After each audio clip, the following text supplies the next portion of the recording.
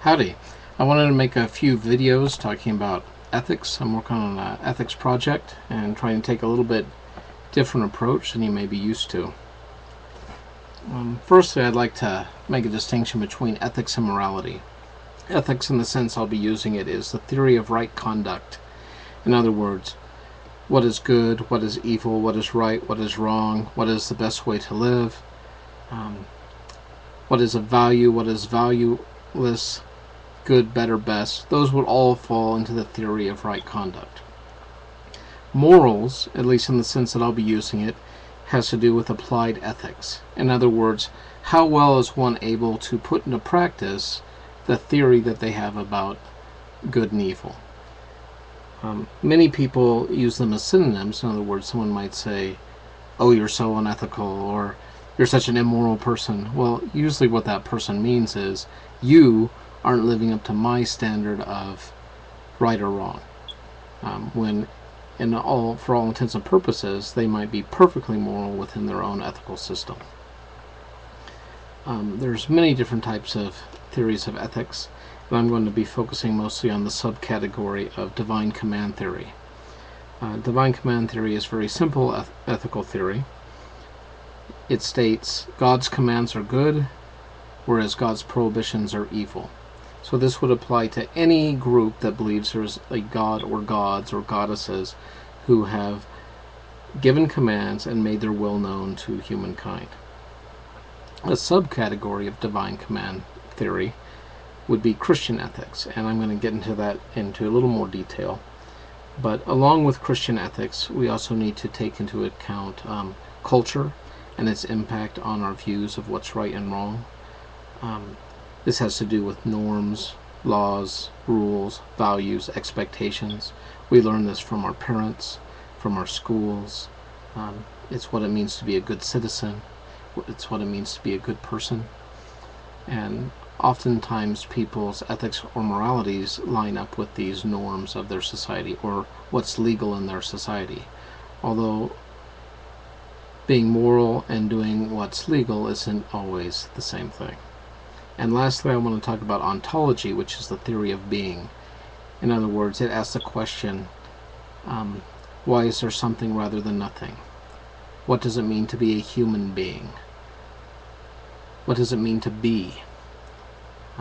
What is the difference between a human being and a plant being, or an animal being, or an angelic being? And so ontology will play a huge part in where I want to go with ethics later on. So here's what I've been thinking about in regards to Christian ethics, and you can follow along and see what you think. While discussing Christian ethics, it is exceedingly important to define precisely what that means. For most Christians, their ethic is based on the presupposition that there is a God, and this one and only God has revealed his will to man. Now, this would also apply, of course, to Judaism and Islam. So Christian ethicists need to find something to distinguish their ethic from those of other monotheistic Western traditions. What sets Christianity apart, of course, is the person of Jesus Christ. They believe Jesus to be God in the flesh. He is co-equal and co-eternal with God, and he is distinct, though, in his hypostatic union.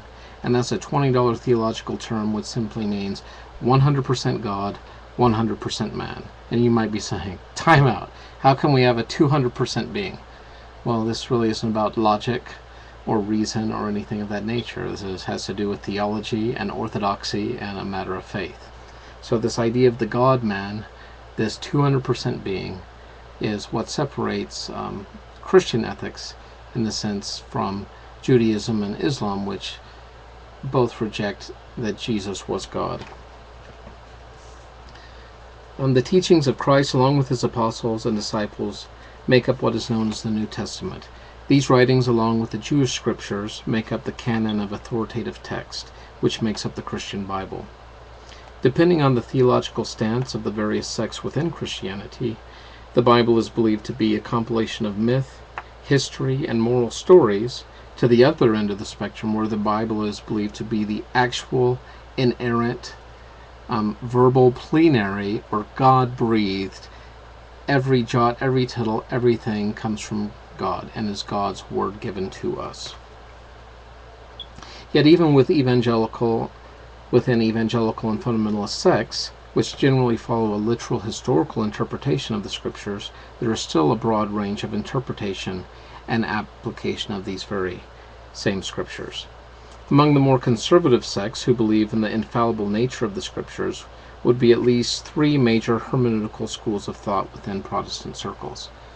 And hermeneutical simply means the theory or art of correct interpretation, and there's certainly more than three, but three of the biggies would be covenant, dispensational, and progressive or neo-dispensationalism. Whichever of these interpretations is correct is still really not even the point of Christian ethics at all, for they all fall into the same fatal flaw when evaluating ethical theories. If we grant that there is a God, and if we grant that he has revealed his will to man, and even if we grant that his will may be known and interpreted correctly, there is still a huge problem. What is this problem, you may ask? Well, the problem is Christian ethics is completely unlivable by anyone besides God. Let's look at it this way. If you agree that humans are finite, fallible beings, and God is an infinite, holy, perfect being, how in the world do you think that a finite, fallible human can keep the will or commands of a perfect, infinite God? It simply can't happen. And so what happens is that Christian ethics becomes an act of futility at best, or self-deception and hypocrisy in its worst-case scenario.